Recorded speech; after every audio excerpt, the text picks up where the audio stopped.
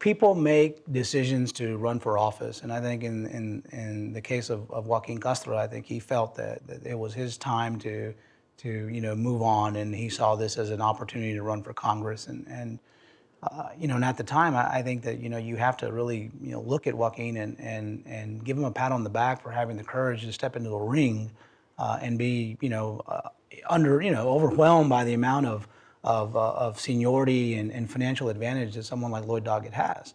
But I think Castro realized very quickly that he was formidable. I think the people in the fundraising community recognized that this would be an opportunity to elect a Hispanic, and people from all parts of that district came together, and he blinked his eyes and he was sitting at $500,000. Now with a court opinion that was just recently released with an interim map, I think if you are running for Congress in Congressional District 25, you do not have a lot of time. You have to make a decision by this Friday, and you have a primary on May 29th.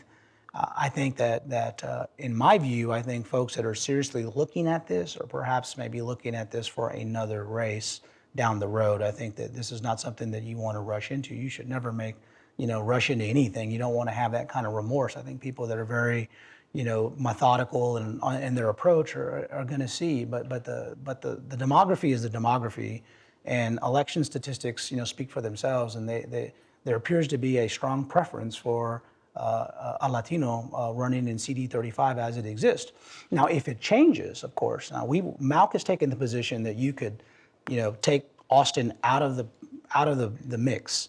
And Austin can, and whether legislative leaders want to protect Austin or not, that's another fight for another day. But don't carve in this minority opportunity. Don't anchor Austin and make it part of the issue.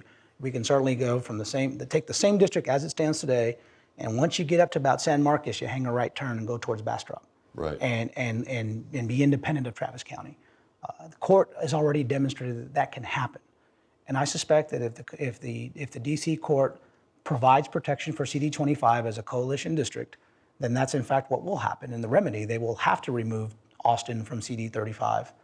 There's pockets of San Antonio that can be acquired to make up for the population loss, and moving the district into Bastrop will certainly make it a minority opportunity district and probably give anyone from San Antonio a strong advantage if they were to choose to run for that race.